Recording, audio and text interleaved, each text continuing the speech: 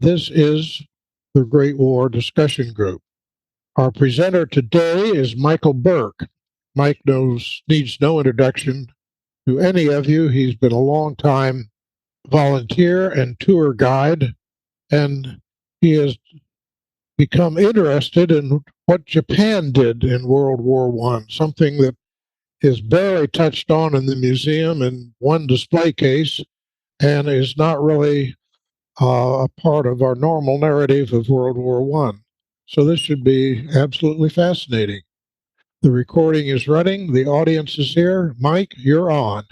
All right. Well, thank you, Charlie. I appreciate the kind introduction. And good afternoon, ladies and gentlemen. Welcome to my discussion about talking about Japan during the First World War. As Charlie said, it's something we don't really see a lot in the museum, but it's something that kind of captured my attention when I first started volunteering. So here we go. So I'm going to start by posing a question, and then obviously I'm going to attempt to answer it as we go through it. So the question is how did a country in 1868, which is just 46 years before its declaration of war, a society that is still a feudal society, a society that has quite a bit of hierarchy. Its military, as you see here, still mostly with bows and arrows and bladed weapons.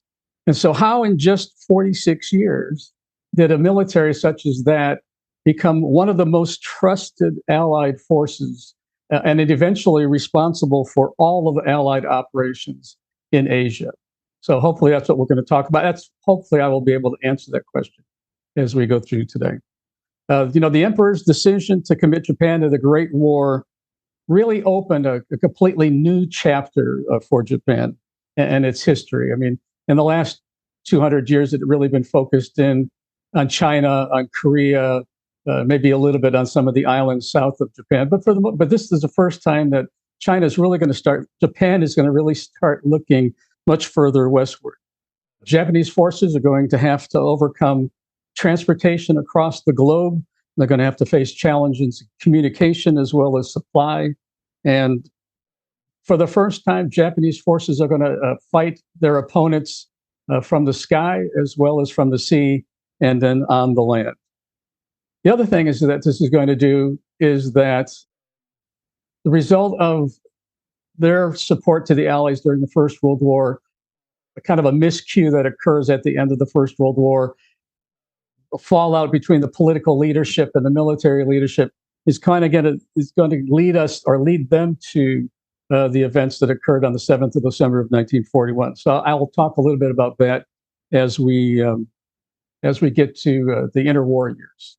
So this is my agenda for today. And as always, I like to throw a little bit of history. So let's talk a little bit about the Meiji period. So the Meiji period, as you can see there, up through 1912, essentially is really it's called the first half of the Empire of Japan, with the second half being 1912 to 1945. This 1868, there's a political revolution, essentially. The military shogun was ousted, and power was passed to the Emperor Bushido, who was the Emperor Meiji.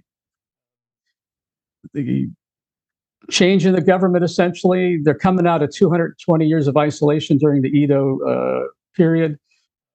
There's a couple of things that happen with the uninvited visitors that come to the Japanese islands, and so that's going to cause them to start changing their form of government and the way they deal with the rest of the world. So first off, you got 1853, which is when Commodore Perry and his fleet of ships arrive in Japan, and it really throws the Japanese for a loss. I mean, they don't really know what to do. First off, they can't defend themselves against Perry's warships. They're just too modern, right? And essentially, he kind of forces the Japanese into a really unequal treaty. Eventually, all of these treaties with the Western parties are going to be called unequal treaties. And essentially, the Japanese are going to have no say as to what foreigners are allowed in Japan, what trade goods they can bring in and trade, what things they will buy from the Japanese. Foreigners are not don't fall under Japanese law. And really, quite frankly, it is a rather one-sided relationship. Something I'm going to do a little bit different this time is, my wife and I like movies, and we watch probably too much TV. So my first movie reference today is going to be this one, the 1958 film with John Wayne and Ito Aka. And it's called The Barbarian and the Geisha. And it really, they said, does a fairly good job. Granted, it's a Hollywood version of history, but talking about how the Americans kind of stepped in and how we started changing things for us and not so much for the Japanese. So with the first visit of the Americans, eventually the visits of the British, the government decides it's going to have to make some changes. And it decides that what it needs to do is become more westernized or more modern in its outlook. They're concerned about the changes in society. They're concerned about the colonization by Western powers. And so what they do is they make a study of the West, the Western powers.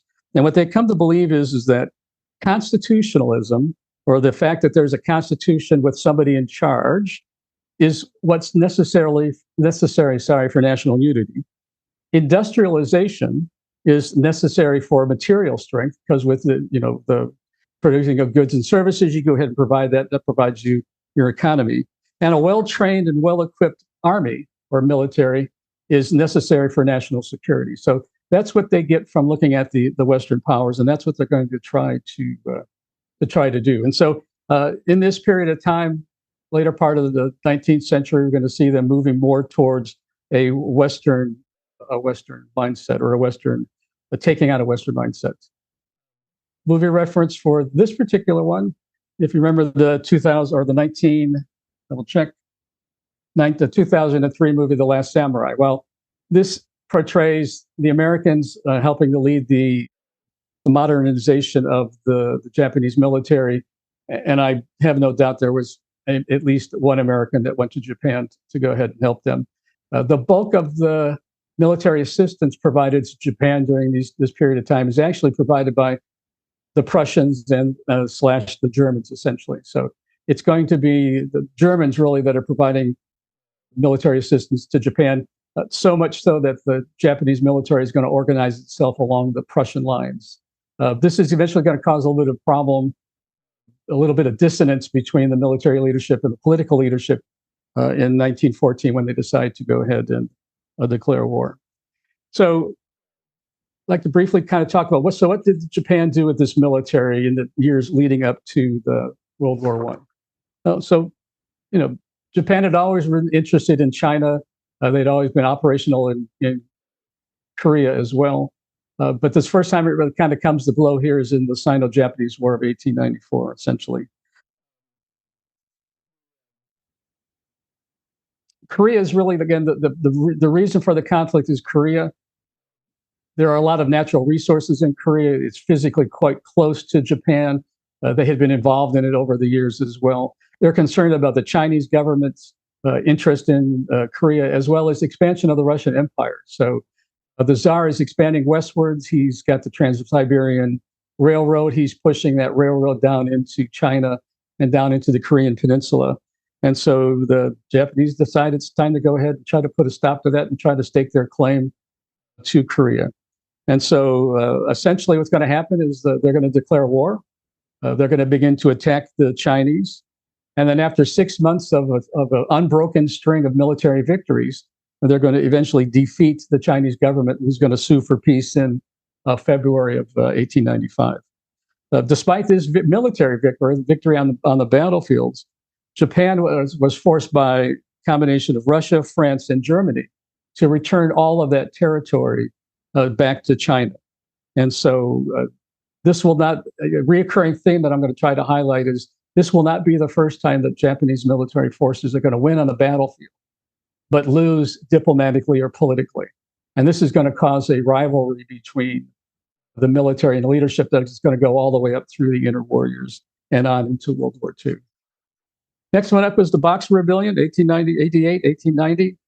Essentially, if you remember the history of China, again, there's a lot of unequal treaties. The Western powers essentially do whatever they want to do in China. There's something called the Boxers. It was kind of a religious group. they were essentially a secret society that we really called the Righteous and Harmonious Fists is their real name, Chinese name. And what they ended up doing is they ended up practicing certain boxing and calisthenics, essentially, and in a belief that it would eventually make them invulnerable to the Western weapons. And so, as a result of economic impoverishment, the fact that all the resources are leaving China, really nothing is coming in, a series of natural resources, as well as unbridled foreign aggression. The Boxers are going to begin to increase their strength in northern China, and eventually they're going to go ahead and start lashing out. And what they're going to lash out to initially are Christian missionaries who are proselytizing, converting Chinese into Christians. And so they're going to target both the missionaries as well as the Chinese converts as well. And essentially, that's mostly because they just didn't like what was going on. Also, the fact that a lot of the converts were from the lower caste, and so the upper caste of Chinese were upset about that as well. By the late 1890s, the Boxers were openly attacking Christian converts as well as missionaries. And by May of 1900, the Boxers are in rebellion across China. The Empress essentially backs them. Secretly, she backs them, but by June 13th of 1890, she's going to go ahead and authorize the Boxers to begin slaughtering all the Christians, all the Western people that are in China. Western military forces are going to attempt to move towards Beijing to help with the forces that are trapped there. They're going to be pushed back a couple of times, but eventually they're going to overwhelm the Boxer formation. And by August 14, this allied force made up of about 19,000 troops is going to go ahead and relieve the siege of Beijing. Just so happens I got 2 films for that as well. So I think a classic one that I think everyone's seen at least once is The Sand Pebbles, which I think really does a good job talking about the Boxer uprising, the Christian mercenaries, and the effect of that. And then as well as there's the old 1966 or the 1963 film of 55 Days at Beijing as well. One really important one here is the Russo-Japanese War of 1904. So again, I've already talked about the fact that the Russians were making expansion into Asia. Japan was a little concerned about it. Initially, Japan was, okay, if you want to go ahead and stay in Manchuria and push a railroad in Manchuria, that'll be fine. But you need to let us go ahead and begin to get back to the Korean Peninsula. Let's go back and allow us to do what we did. A lot of discussions between the Japanese and Chinese government, the Russian government. Again, Japan is essentially asking them for to kind of halt their eastward expansion, I guess. But of course, the Russian Empire is kind of in a tough spot with regards to naval ports, right? So that most of its naval ports are in the north, and they freeze for 6 or 8 months out of the year. And so they've got Vladivostok, but that's also iced over for part of the year. So in addition to expanding their railroads, the Russians are also interested in getting a warm water port, which will allow them to go ahead and operate year long with their navy. Essentially, the Russians continue to push. The Japanese decide they're not going to back down, and so Japan will essentially launch a secret attack on the Russian forces at a place called Port Arthur. And so this then begins the Russo-Sino War, Japanese War of 1904. Again, the Japanese naval forces attacked without warning, decisively defeated Russian naval forces in the area, and then began a blockade on this Chinese port. Eventually, Japanese forces are going to go ahead and land in Korea. They're going to land again in China. They're going to be very successful, essentially. They're going to go ahead and defeat Russian forces across the battlefield. And essentially, by the winter of 04-05, they're going to be such in a position that they're going to be able to get the Russian commander to go ahead and to surrender and give up the land portion of the Port Arthur. An interesting point, something I've forgotten about, but was picked up during research, is that at the beginning of this conflict, the Tsar wanted the Russian Navy to make up for the defeat of the Russian Navy fleet at Port Arthur. Went ahead and decided to send its Baltic fleet. So it leaves the Baltic fleet leaves its ports in October of 1904, and then proceeds to sail for 7 months all the way around the world until they get to the East China Sea. Japanese kind of are aware of the fact that the Baltic fleet is coming, and so essentially they attack the Russian fleet on the 27th of May. Essentially, Russia's losing 30 ships either captured or destroyed. Kind of a one-shot deal for the emperor, for the czar, I mean, and so it didn't really all turn out for them. Essentially, so the Russians kind of lost the war. Japan has kind of taken over a lot of territory. The decision is made to go ahead and have a treaty. It's called the Treaty of Portsmouth. And essentially what it does is it affirms Japanese occupancy or Japanese presence in Manchuria, as well as the lower half of Sakhalin Island, and really effectively ends Russian expansion into Asia.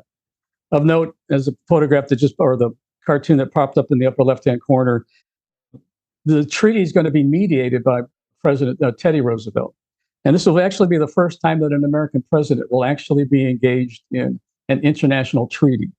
And interesting enough, it was the Japanese who asked him to participate. And as a result of which, he received the Nobel Peace Prize in 1905 for his efforts to stop this war. Some historians refer to this war as World War Zero, and they call it that way essentially because a lot of what we're going to see in terms of tactics, what we're going to see in weapons, the use of weapons, what we're going to see in later on here in World War I are going to be used by both the Japanese as well as the Russians, essentially. And so consequently, Japan's going to come out of this particular war in a pretty good shape, I would say. Japan decides to declare war essentially on the side of the Allies because of its relationship with Great Britain. So let me talk a little bit about the British relationship. So these are the three treaties or the alliances that they have. The history of Japan's relationship really goes back to 1600, when a gentleman named William Adams, who was a seaman from Kent, was the first English adventurer to arrive in Japan. And he became then an advisor to the Edo regime, or the Togawa shogunate. He was renamed Mura, like Anjin. He was granted a house and land, and he spent the rest of his life in his adopted country. He also became the first English samurai. I'm not sure if anybody just caught it. This just ended last week, but FX had a series called Shogun, and it's really loosely based upon the William Adams. And I actually thought it was pretty good, to be honest with you. These additional treaties kind of go on for a while. They're essentially more equal than the earlier relationship, at least the treaty between the United States and Japan. Eventually, Japan will have a say as to what kind of goods are coming in, what kind of goods are going out. Foreigners are going to be susceptible to Japanese laws as well. And it's really kind of designed to go ahead and to get their economy up and running, right? That industrialization that I spoke about a little bit earlier, with trying to begin to increase their trade with Western powers. It also kind of marked increased interest in Japan, or about Japan, all things Japanese, I guess, in Great Britain. And first off, this relationship between Great Britain and Japan kind of influenced Gilbert and Sullivan when they went ahead and set their musical, The Mikado, in Japan. And then the whole history, or a history about how the Mikado was formed, was captured in this 1999 film called Topsy Turvy, also a pretty good film, this case may be. All right, last alliance, this 1902 alliance, is the one that really essentially sets up the relationship that's going to get Japan involved in the war.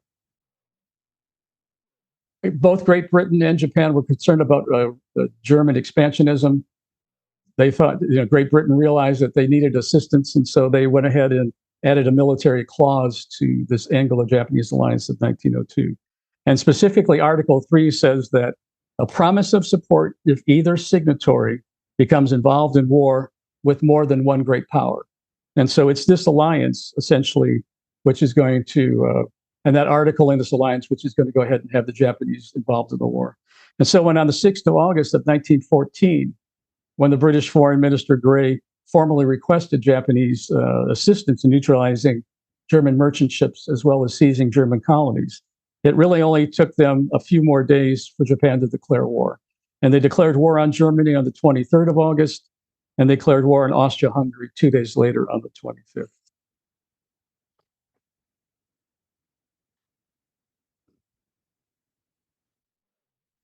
And essentially the politicians, I should probably caveat by saying initially the emperor and to a lesser extent the politicians were fully supportive of the war effort.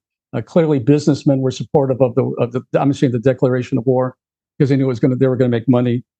But essentially, the military again was not as inclined to want to go ahead and support that because, as I mentioned, they had a very close relationship with the German army in the last 40 years. But despite all of that, Japan wanted to live up to its agreement with the 1902 alliance. They also saw it as an opportunity to expand outside of Asia.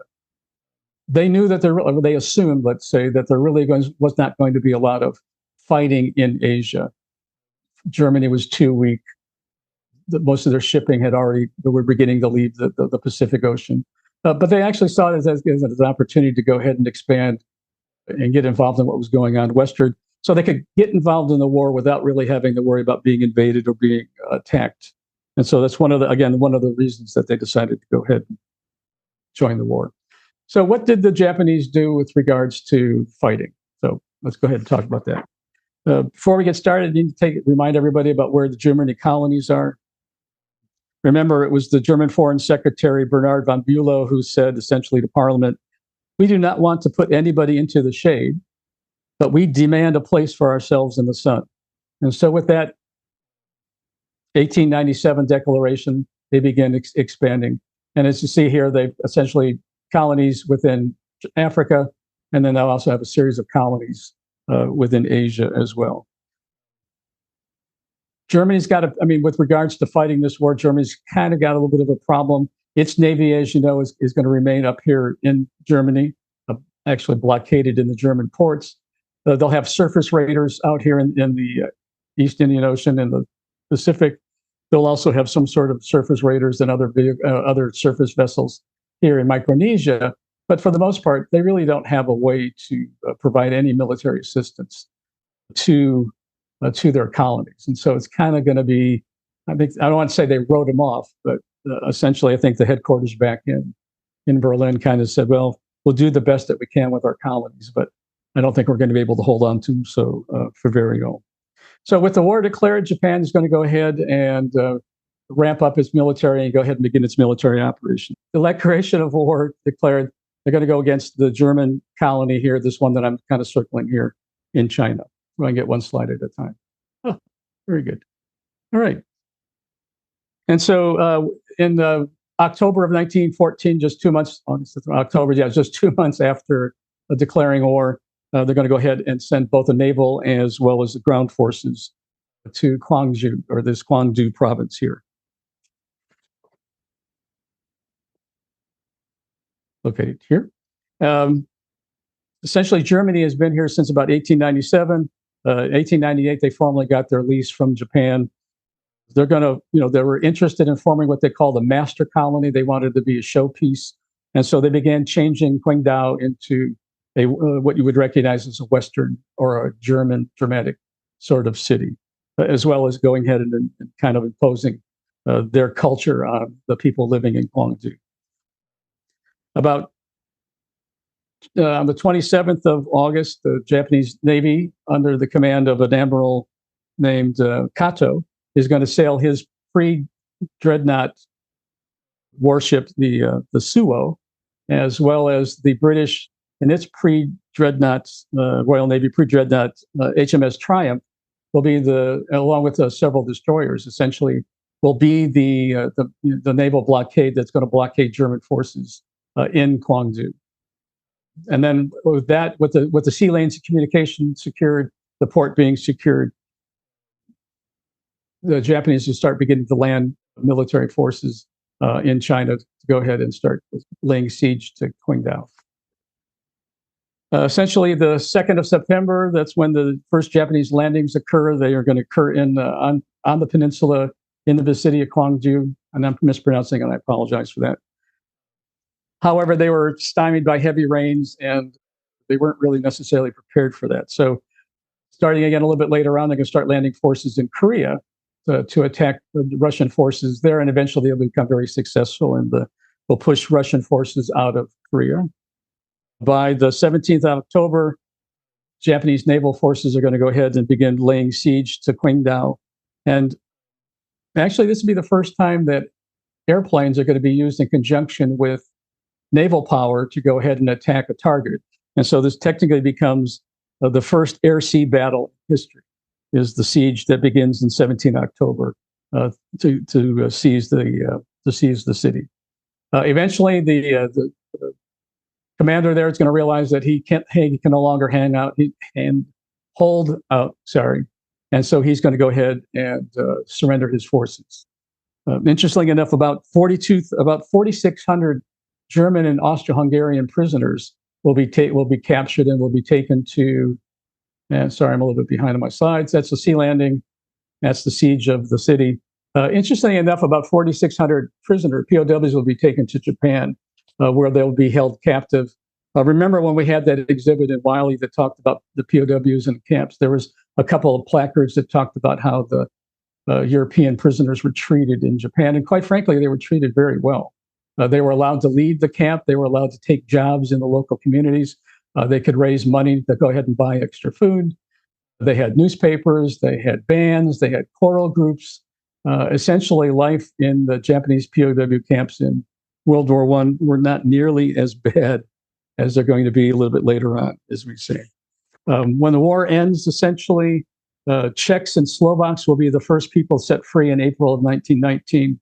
Eventually, they'll be followed by prisoners from the newly established successor states, obviously the breakup of the Austro-Hungarian army. And by the end of 1919, the beginning of 1920, prisoners from Germany and Austria will be sent home. I'm not sure if everybody heard the conversation between Charlie and Bruce at the beginning, but does anybody know what the German name of Qingdao was? Boom, Tsingtao. And so the Tsingtao Brewery was actually established in 1903. It was a combination German and English brewery. Continued to make brew beer all the way up through 1916. Eventually, the Japanese decided they wanted to go ahead and sell it, so they dissolved this company. It was taken over by what is now called Sapporo Beer.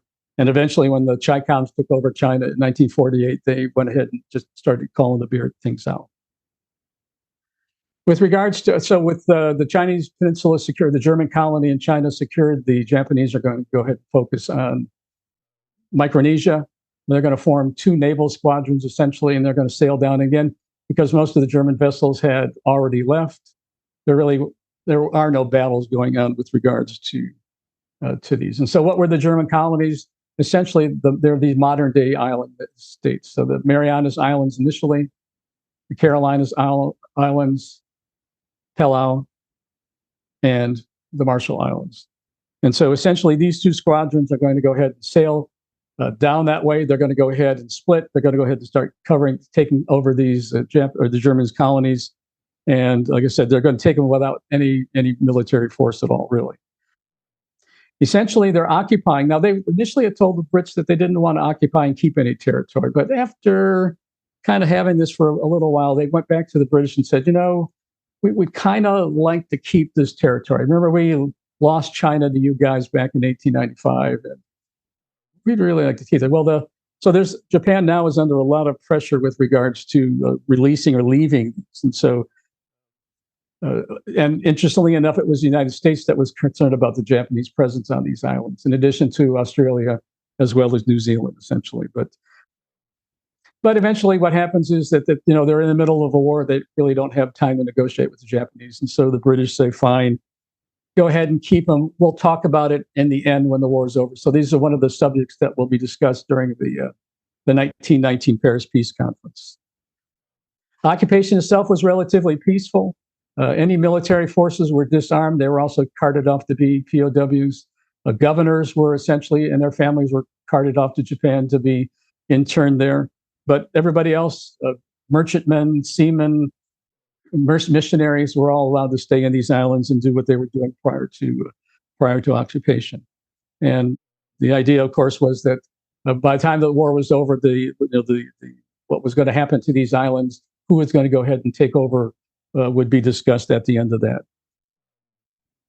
We go ahead and catch up. And so essentially, yeah, so that's kind of where we see ourselves here.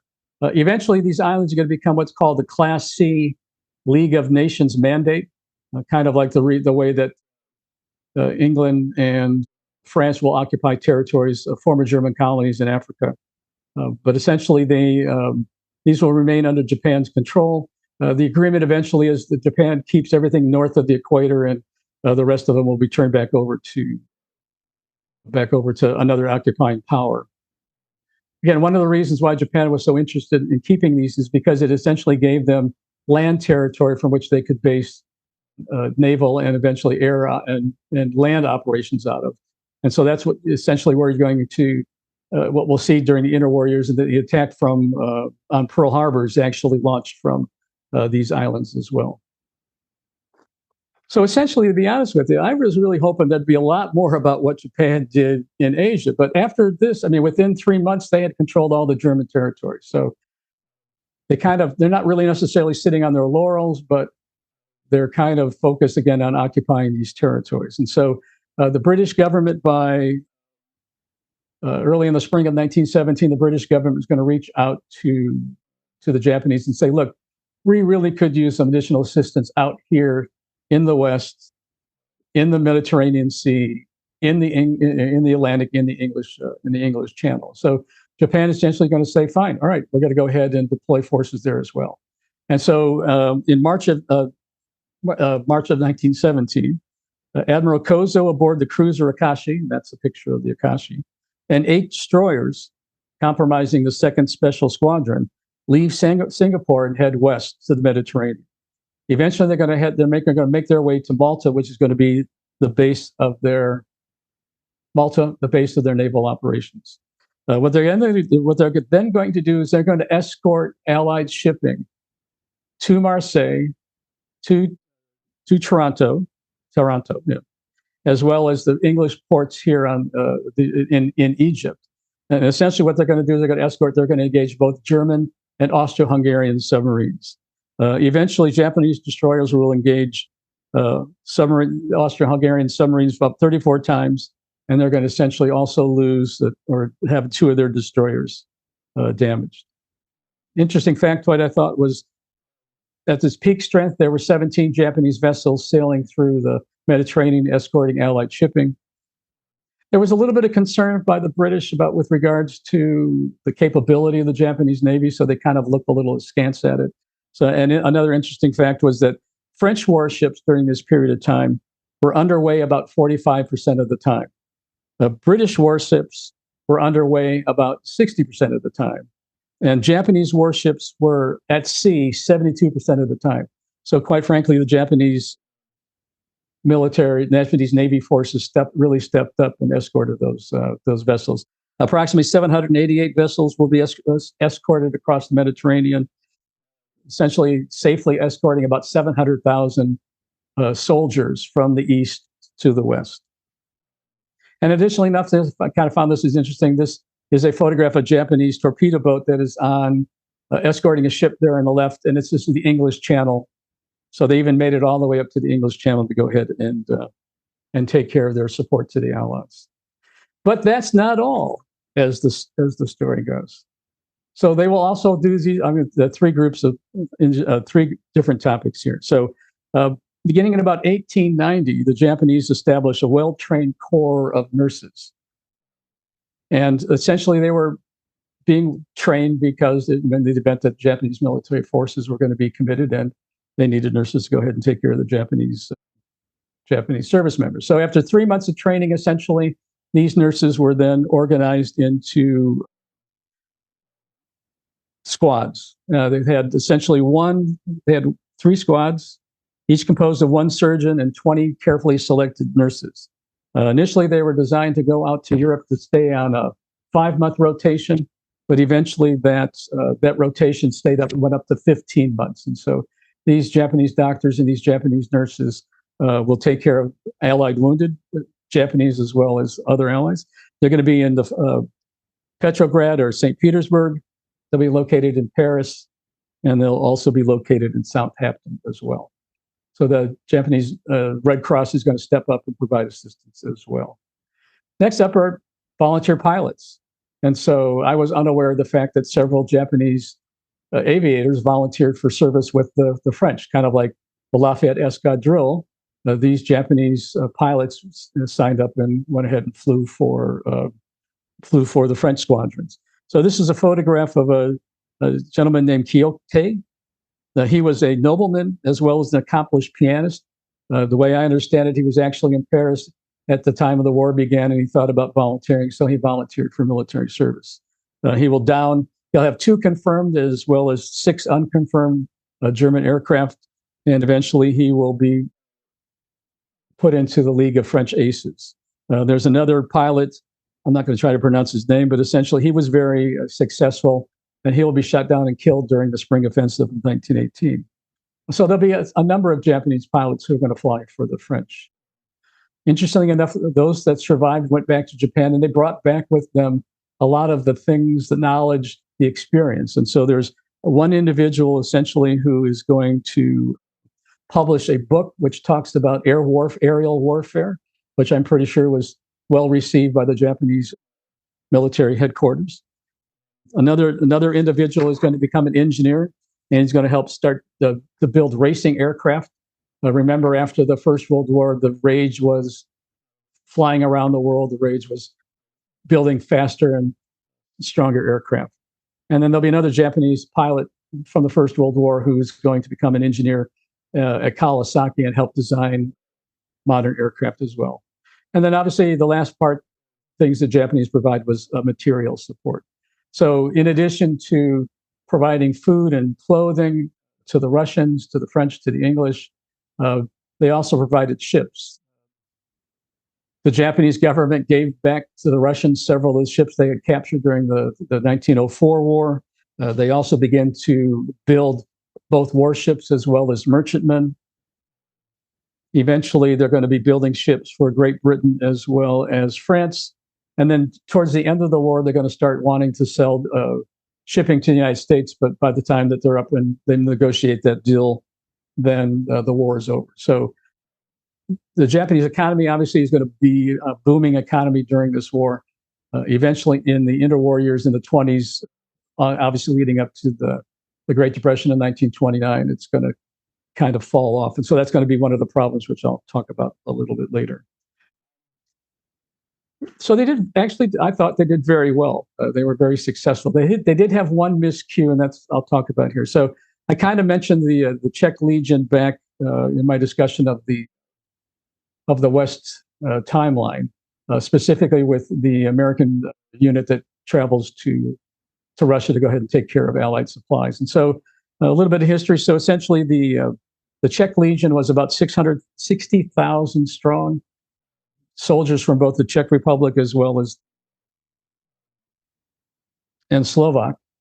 They did not want to fight with the Austro-Hungarians, and so when war begins, they travel to Russia and they join the Russian military. They're essentially volunteers, and they do fairly well with regards to defeating Austro-Hungarian forces. In 1917, when the Russian Revolution begins and the Bolsheviks take over, quite frankly, they really weren't so sure about what the relationship was with the new Russian government, but they figured that since the war is still going on, what the heck, if we can make our way to Europe, we can fight the Germans in France. And so essentially what they're going to end up doing is they're going to end up traveling not west, but they'll be traveling east. And so they're going to get on the Trans-Siberian Railroad, and they're going to start making their way to those warm water ports. That again becomes the impetus for why the Allies will put about, double check, I don't know, we'll say for this, there'll be several thousand Allied forces stationed in the east to go ahead and take care of the arrival of the Czech Republic. And eventually that's what they'll do. They'll make their way. By the time that they get on Allied shipping, they make their way to So Western Europe, the war's over, and so they did get a chance to fight Germans on the Western Front, essentially. However, there is a series of battles between Japan and the Bolsheviks, the military forces. Again, because the Japanese wanted to protect the Czech Legion as they're moving, and the Russians kept on getting away, essentially. By late 18, early 19, essentially, the U.S. is kind of looking for a way to get out of this particular situation. I kind of failed to mention that after the safeguarding of the supplies and after the safeguarding of the railroad and after the Czech Legion got there, mission creep, what we would call mission creep, begins. And so you've got a military force on the ground, far away from its political masters. And so what they start doing is they start looking for different missions. And so that's what's going to happen with the Japanese military, is that military commanders here in this part of the war are going to continue to look for things to do even long after the war is over. And so initially what they'll start doing is, again, seizing and holding on to railways. They're going to go ahead and start essentially deploying a 72,000-man army to occupy this, the Trans-Siberian Railroad, occupy some of the ports, occupy some of the rail cities. They're going to go ahead and start taking over a lot of the Japanese railroad as well. And they're going to go ahead and do that even though the Japanese diplomats or the Japanese politicians are telling them, no, we don't want you to stop what you're doing. It's time to bring the Japanese forces back home. The war is almost, the war is over. It's time to come on back.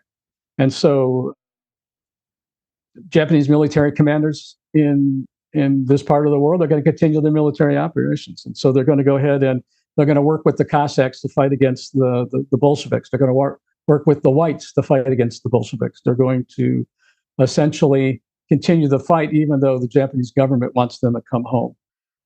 And then this is kind of even gets harder for the military to pull out, because in the spring of 1920, about 700 Japanese civilian and military forces are going to be slaughtered by Bolsheviks who attack their positions. And so at which point the Japanese military really digs their heels in and says, hey, we're not leaving. We've had a lot of casualties.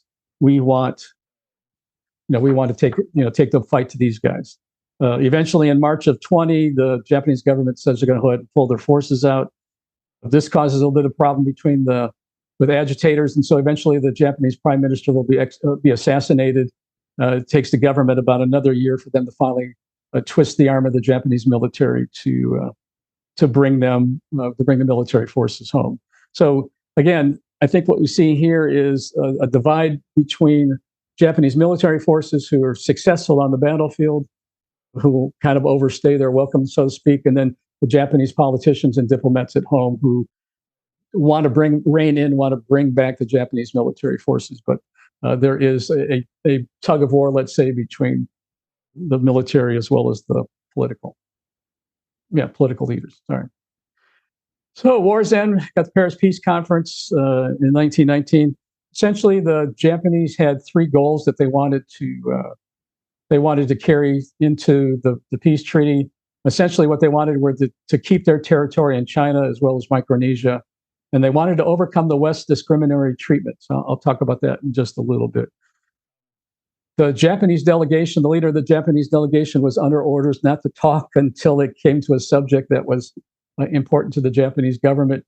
And so he was called the silent partner, because he essentially spent most of the conference not speaking out, not saying anything, which was fine with the Japanese. However, when word kind of gets back to the Japanese populace that nothing much is really going on, the Japanese delegation is really not taking much of a part in the discussions, it's going to cause a little bit of problem for the Japanese government as it was. So the Japanese, they want to go ahead and retain their territory. They're, as I mentioned earlier, they're essentially successful. They are able to retain the territory in the northern part of Micronesia. And essentially, so they'll be fairly successful with regards to the first two goals that they had. With regards to the overcoming of West discriminatory treatment, a lot of discrimination in America on the West Coast against both Chinese as well as Japanese. Period of time where Japanese are not allowed to own property. They can't. They have to live in not ghettos, but they have to live in certain neighborhoods, that kind of stuff. And then this was also being followed by, I believe, in Australia as well as New Zealand. So Japan wanted the European allies, hey, we just fought the war with you guys. We supported you 100%. How about lightening up on the laws that are discriminatory against the Japanese? And so essentially they kind of meet some success with regards to that. But essentially, they're kind of not going to be 100% successful on getting the Western powers to stop their discriminatory practices. I'd kind of forgotten about it, and it might be worth a discussion about it unless somebody else has already done it. But the effect that Wilson's 14 points had on Japan, and I talked about it when we talked about the Middle East, but all the people who've been subjugated by the Western powers really turned to Wilson's 14 points as a guide for what they attempted to accomplish here in the Paris Peace Conference. And so you'll again see many Japanese philosophers, many Japanese political leaders will be taking the ideas in Wilson's 14 points, the end of secret treaties, an international organization to discuss problems so we don't have to go to war again. Establishment of addressing colonial issues as well as a national self-determination.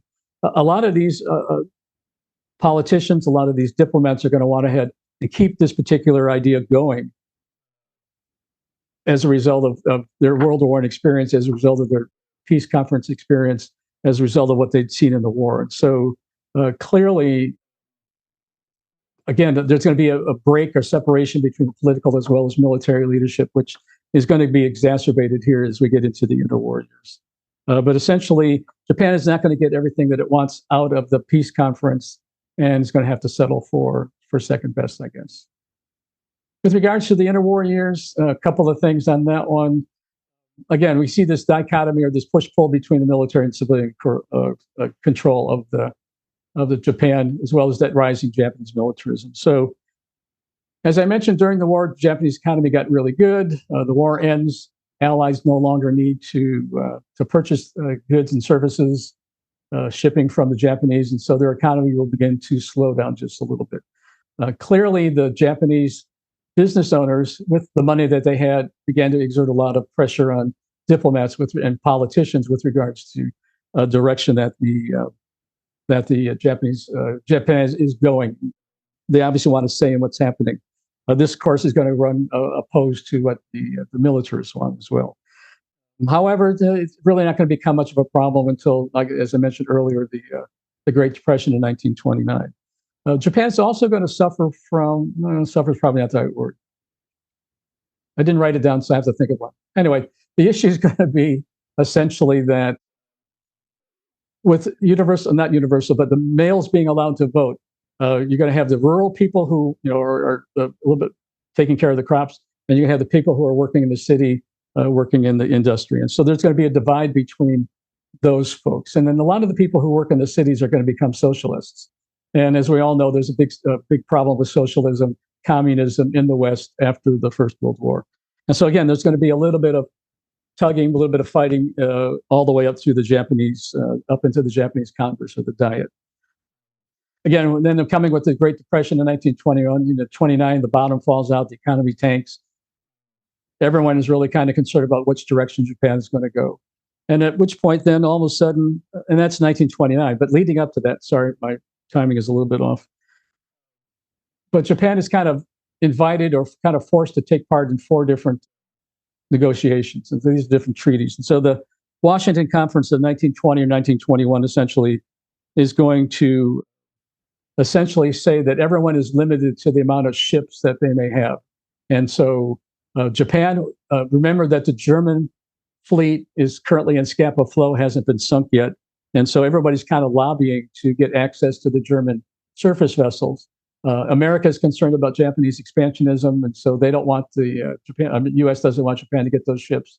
And so we're going to go ahead and get this Washington Conference in 2021, which essentially is going to kind of limit the construction of naval vessels in the Pacific. 4-party treaty in December of 21 that essentially sets up a relationship where everyone is going to play nice in the Pacific. That in the event of a potential conflict between two parties, they'll take it to the League of Nations. There'll be the five-power treaty in February 22, which essentially limits Japan's number of war vessels that it may have. It limits Great Britain, it limits the United States as well, but Japan is going to take that as Western powers stepping on their ability to go ahead and have as much or build their navy as big as they need it.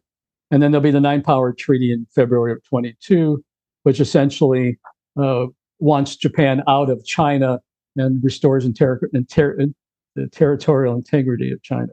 So essentially, by this time, through these four treaties, followed by the Depression of 1929, essentially things are not really going well for Japan. So you really again begin to see a power struggle between the militarists as well as the elected government. So you're going to see a series of military coups, attempted coups. There'll be assassinations of political leaders. The military is going to go ahead and deploy to Manchuria, where they're going to go ahead and essentially they set up the Manchurian Incident in March of 31, which then allows them to deploy military forces. You're going to have essentially, again, Japanese prime minister is going to be assassinated. A whole series of military leaders who wanted to support the Japanese government, they're going to be assassinated. And so by the time we get into 36, Japan, essentially, the militarists have taken over, very warlike sort of situation, and they're going to invade. Japan signed a treaty with Germany and Italy in 36, and then they invade China in 37. So again, the interwar period essentially is going to kind of see this tug and pull, this play between the political as well as the military, and eventually the military got to come out.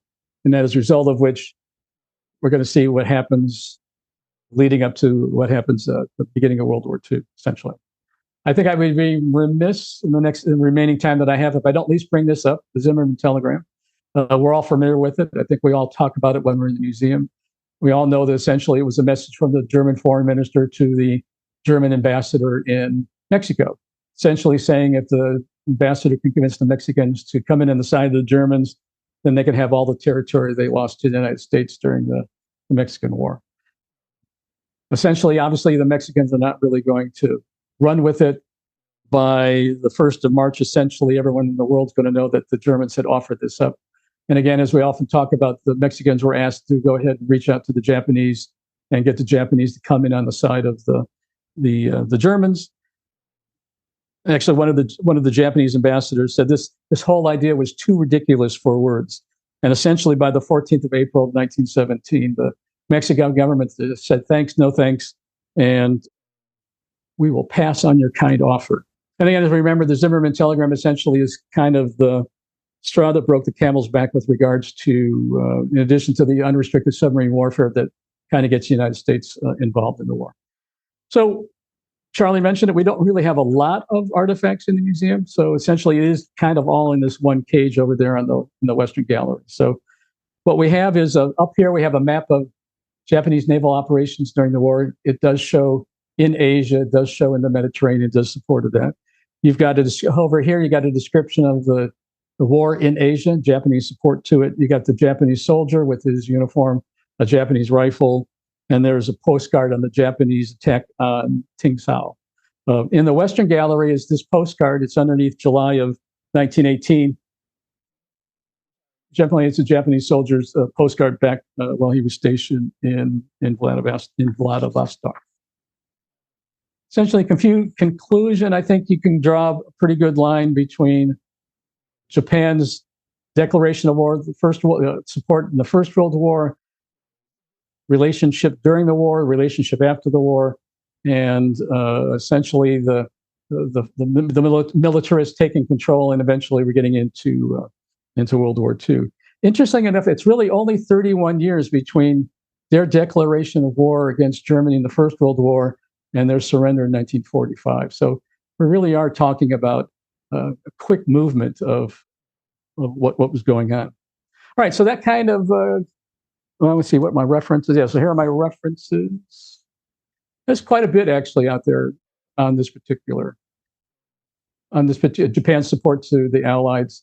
A lot of it since 2014 is kind of looking more at Japanese militarism and Japanese expansionism, but still there's quite a bit. Before I turn it over for questions and answers, and keeping in line with my references to movies along the way, I would like to talk about this one particular movie. So this year marks the 70th anniversary of a classic kaiju or monster movie. Anybody want to hazard a guess as to what that might be? Yes, it is Godzilla. Godzilla actually was released in November of 1954. It was essentially mixed with, it was met with mixed reviews, but has been, since that time frame, has been voted probably the most popular kaiju movie, or kaiju movie, sorry. There have been 38 movies with regard to that one. The latest film just opened last month, where Godzilla teams up with King Kong, and they're going to go ahead and fight the world as well. So again, not necessarily related to the war, but hey, everybody likes a good movie. So thank you for your kind attention. And are there any questions or comments? Thank you, Mike. That was every bit as interesting as I thought it was going to be. There certainly are. You certainly raised a great many questions about the Japan during the war and what happened afterwards. The Japanese actually walked out of the peace conference at one point, although they participated to the end. Because of their treatment, they felt they were being treated as little brown men rather than as equals by the Europeans. How much do you think that influenced their subsequent development as an empire to take over East and Southeast Asia? Good question. I think it probably supports it quite a bit, given that third point, that the third objective during the peace conference was, if I can paraphrase it, to get a little bit more respect from the Western powers. And so, yeah, I would say, quite frankly, it probably had quite a bit of influence or impact, as well as I kind of mentioned, Japanese treatment or with regards to Japanese goals in the peace conference were well reported back in mainland Japan. And so the local populace was well aware of what was going on in Paris. So yeah, probably quite a bit. All right. Does anybody else have anything they want to bring up? This is Greg Coffey, and I'd like to ask a question of Mike. As the imperialist motives of the Western powers seem to relate very much to commercial interests, the Japanese seemed very focused on the militarism aspect of that. Were their imperialist ambitions strictly military and control, or did they benefit commercially also? You know, I have never read anything, though there may be something out there talking about the relationship between military leaders and the capitalists or the people who own the businesses. You know, were they getting, I wouldn't say kickbacks, but were they benefiting from what the business leaders were doing? Probably some sort of that, or probably some bit of that. Yeah, I would think so. How much that influenced the military? I don't know. We could talk about our own military industrial complex and go off the rails on that discussion. But quite frankly, it's quite possible that the capitalists or the business owners did influence the military quite a bit. Don't really know, to be honest. I'm not just kicking that can down the road.